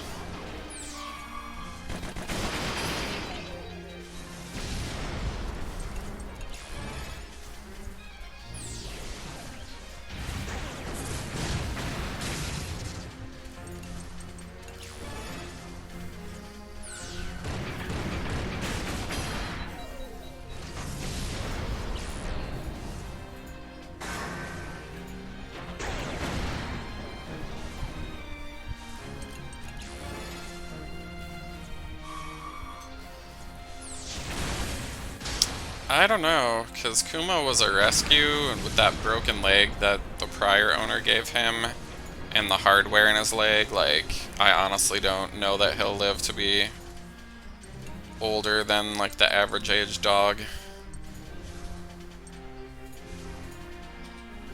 Hard to say. Like, my previous husky, she lived to be about 15. So that's pretty good. Huskies, like, around age 12 is like, you usually start preparing for the possibility of death, unfortunately.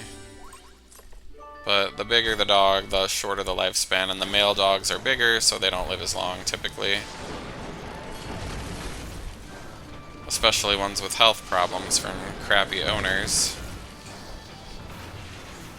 Ugh, but when I first got him, he would have like little puppy nightmares, and that seems to very rarely, if never happen anymore at this point, so yeah.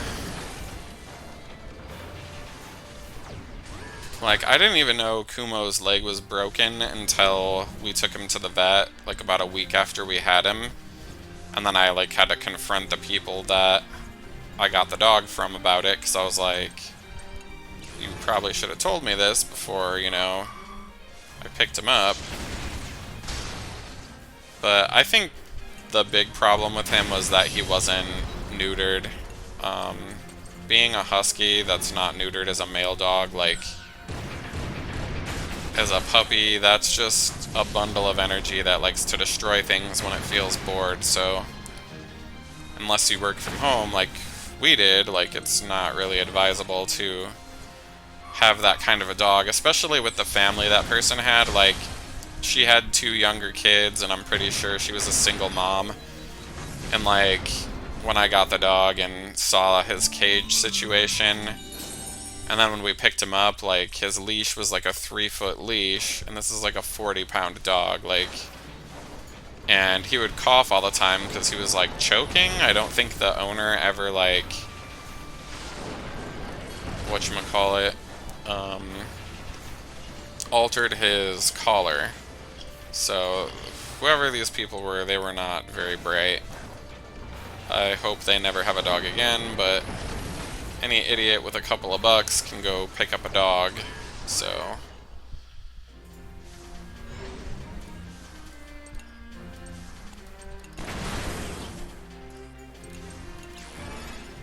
yeah, I don't know. Some people just, like, have always wanted a certain kind of dog. They don't do any research. They go get the dog, and then, you know, they end up having to give the dog up.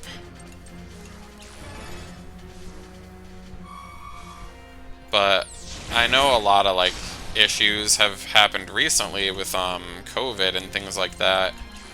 Like, families no longer having a place to live or moving in with a relative, so, like, they just literally either can't afford to keep the dog, or the place that they're moving won't allow them to have the dog.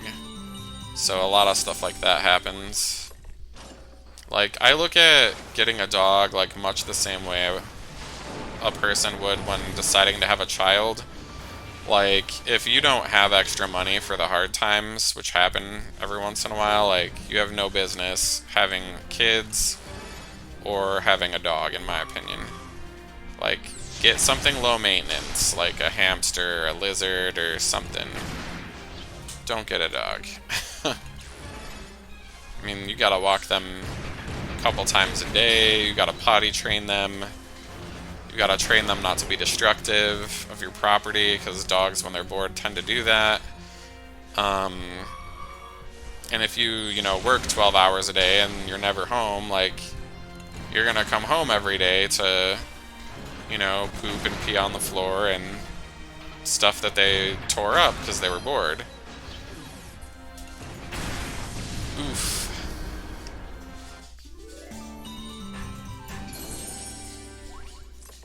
But yeah, I'm actually kind of sad about getting my new job and not,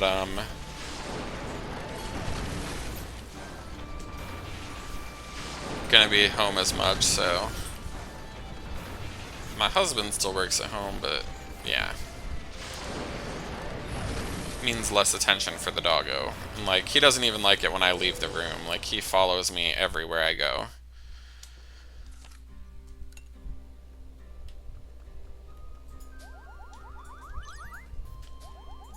Well, we hit another intermission, so... Gonna upgrade those links.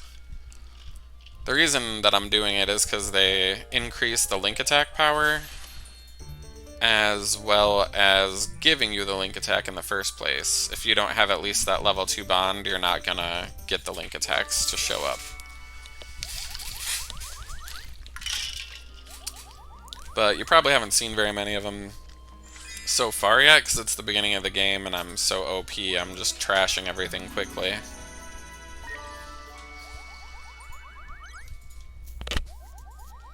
But too many people will, like, buy a house that's just barely, like, what they can afford, and it blows my mind.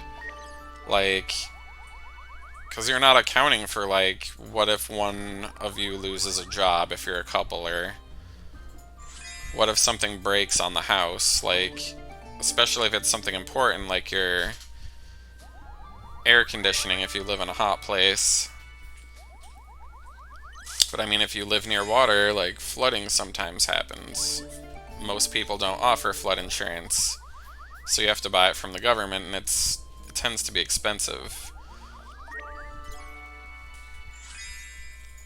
But a lot of people will move into areas that have an HOA payment, and then, like, they're not budgeting for that. They're only budgeting for the mortgage.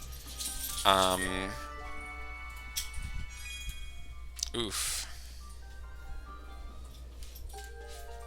Or, I mean, what if one of your parents on either side of the family gets sick and now you need to, like, house an additional person? So, a lot of people don't think very far ahead when they buy a house. They're just like, I want to have one because it's like the American dream or whatever. It's not a good reason to do anything.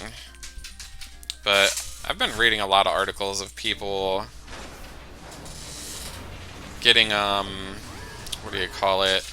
Like these buy now, pay later things like Klarna. And there's like college kids buying $2,000 dresses they can't afford, and I mean, they don't understand that when you get this item, if you don't pay for it back, like, it's gonna go on your credit report, and it's gonna limit the amount of credit you can have in the future. So it's not terribly wise. Like, I feel like too many people are exposed to, like, social media and these, like, young, pretty people living these, like, glamorous lifestyles, and then they try to emulate that, but they can't afford it. It's like, you have to have the money in the first place. What are you doing, doggy?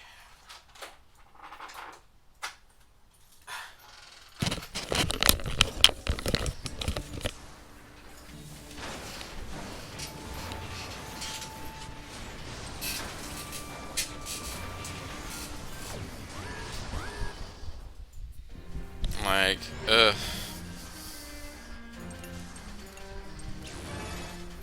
Well, I mean, some people probably look at it as like an investment in themselves so that they can, like, be a social media influencer or whatever, you know, and that's not a very practical career choice. Like, very few people make it at that. And you need, like, this especially if you're a girl, like you gotta buy like makeup and look pretty every day and also have something interesting to talk about and not get bored of finding new things to talk about to keep your audience engaged. Like, so many people just don't plan for anything. They're just like, I want to do this, and I have this disillusioned, like, sense that I'm better than other people, and then they just do it. Like, too many parents, like, tell their kids that they can just, you can do whatever you want, sweetie. It's like, some people aren't that pretty, you know? Like, the kinds of people that are making it on social media are, like, really, really pretty most of the time. Like, and the reason that they're really pretty is because they have a lot of time to, you know, make sure they stay that way.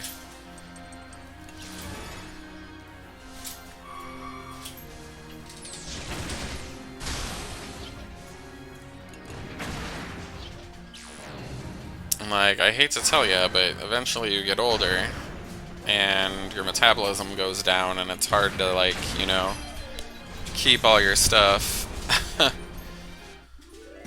in check.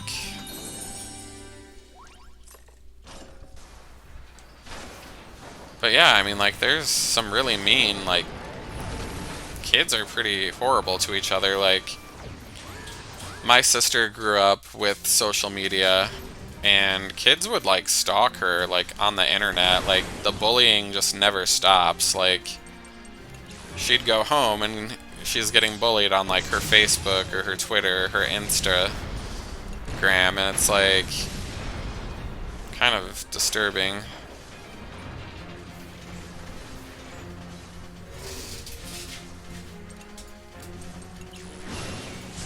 Yeah, I mean, that's what these kids do these days. Like, they're pretty terrible.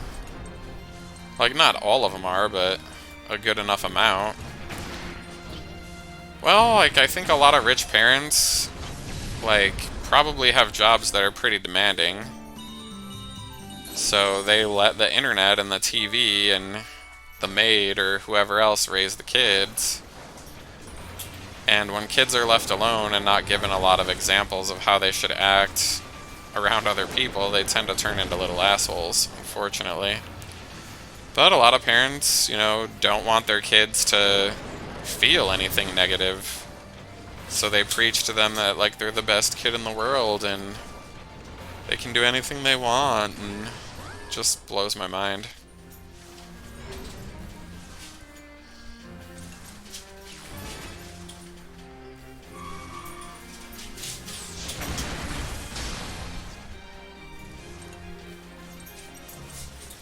There's just not a lot of common sense anymore. Like, the very existence of child protective services in every single state, like, would kind of lead you to believe that there's a lot of unwanted kids. And now we have this whole, like, Supreme Court wanting to overthrow Roe v. Wade, and it's like, what do you think's gonna happen when all these unwanted kids enter the world? Like, give it 10, 20 years and the crime's gonna go way up because unwanted kids are abandoned, and abandoned kids, you know, do what they have to do to survive. And what is that thing that they're gonna be doing to survive? Crime. So it's just kind of, I don't know, all these pro-lifer people are just bizarre to me. Yeah, exactly. Creating the Karens of tomorrow.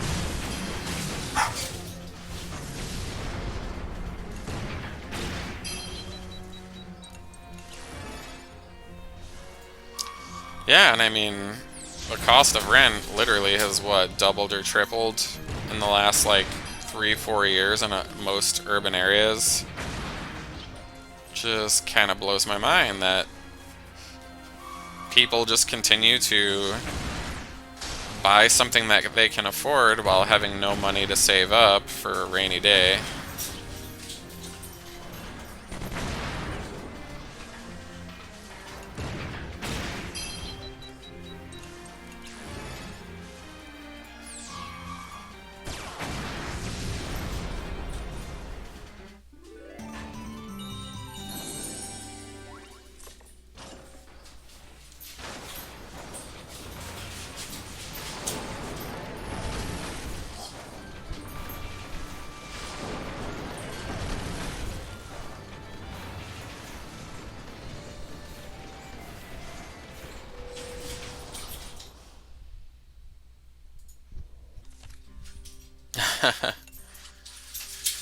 Yeah, I took like probably a good week off after I did all the Chrono Cross stuff. I got a little burnt out. Plus like new job and stuff. Things were getting kind of busy there for a second. That and like with me going back to work, we went on some trips because yeah, we wanted to do fun stuff before I'm trapped at work.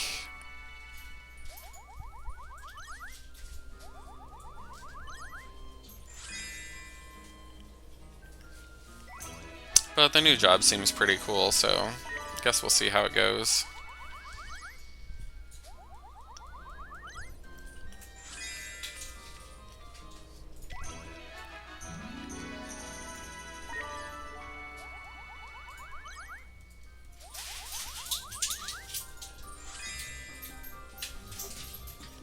But yeah, me and the husband are, I would say, pretty intelligent with our money. Like, he works remote and he can go anywhere. His job is super flexible, so it's not hard for him to get time off. And our expenses can be handled on one of our incomes, so we don't need both of our incomes to afford our mortgage and our various utility bills and things like that and food. Like, it's not smart when two people are barely struggling to afford their lifestyle. Because it doesn't take much these days for something to go wrong and to kind of mess up the rest of your situation. But I mean, like, I don't understand how people aren't learning this. Like, I was born in 1985. Like, the first thing that happened when I was a kid was, like, the dot-com bust, the high interest of the late 70s and early 80s, followed by 9/11, followed by a housing crisis in 2008, followed by coronavirus. Like, my whole life has been economic nightmare after economic nightmare, and people just never seem to prepare for it. Like, they're like, oh, this is the last one we're gonna ever have, and I'm like, you gotta be kidding me. Like, that's not reality.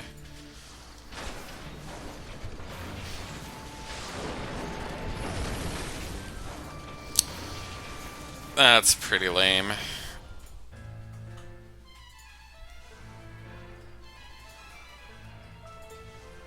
Led by Jin, the children arrived at the edge of the factory. This is Dad's factory, where that woman is still doing whatever she wants. Sheena says, calm down. Hannah says, let's see what's going on first, okay? Jin says, you're right, sorry.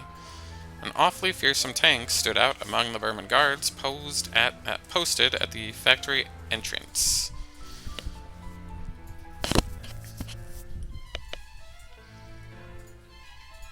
The figure of a female officer emerged from it. I am Lieutenant Colonel Flam Kish of the Special Forces. You're responsible for the death of my father, General Pretzel. How dare you oppose the Burman Empire?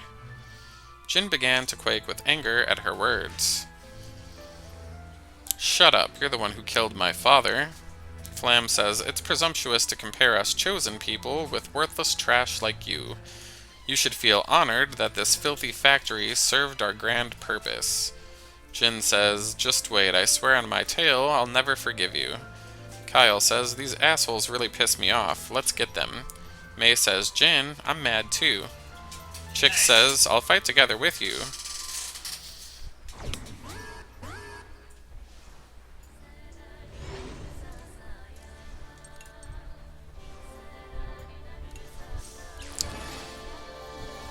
Oof, I think in the US anymore these days, if you don't have a college degree, like, you are very unlikely to have a good career for quite some time.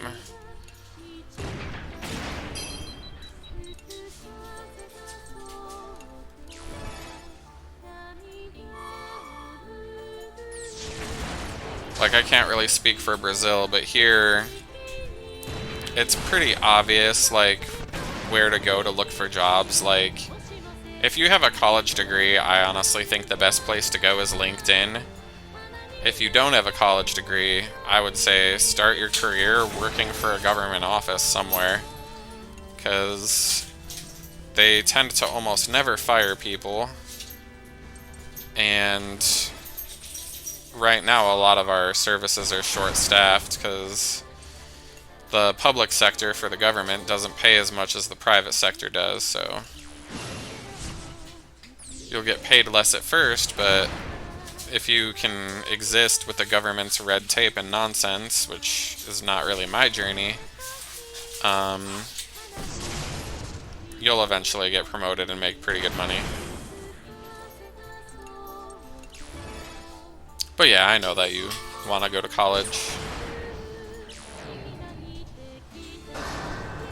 Like here, it's super easy to get a job right now in most fields, regardless of your experience, because so many people have shuffled around during the coronavirus situation.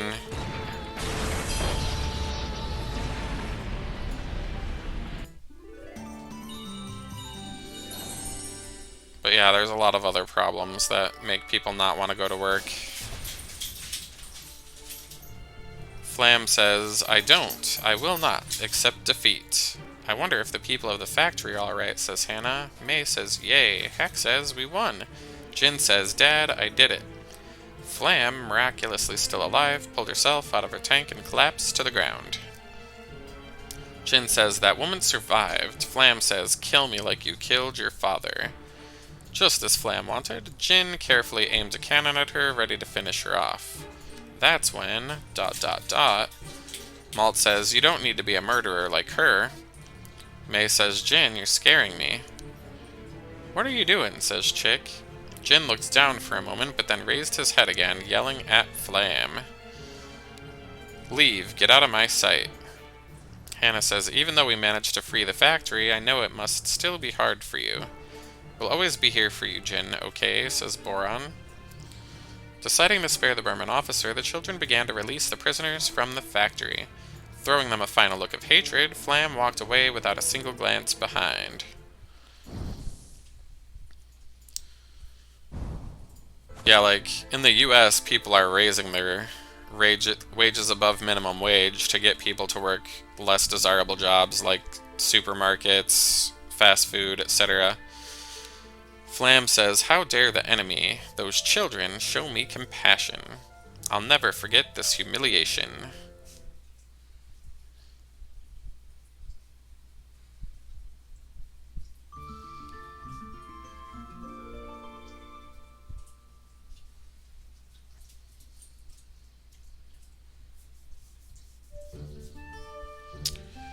Our government probably isn't much better.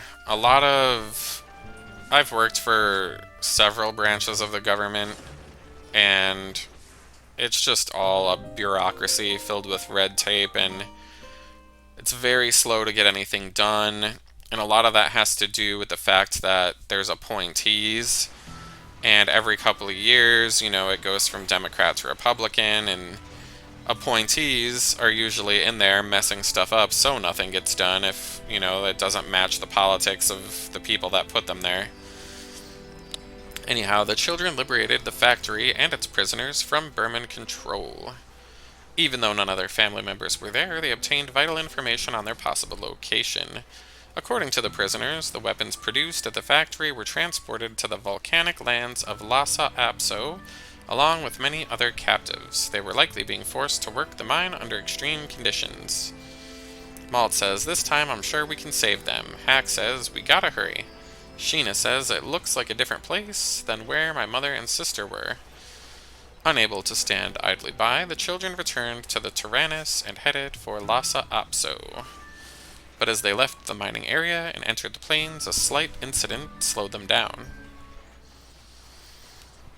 Kyle says, whew, finally room to breathe. Sock says, wait a moment, we are stuck on a tree. A kid says, whoa, oh my gosh. Along the way, the Tyrannus snagged a tree upon which a little girl lived in a small hut. Although the hut broke apart, the girl was thankfully unharmed. Hannah says, is she okay? Sheena says, the hut looks ruined. The kid says, my house, it's a total mess. Boron says, we're really sorry. Who'd have thought that a house would be over here? Malt says, have you been living there by yourself? Her name was Wappa.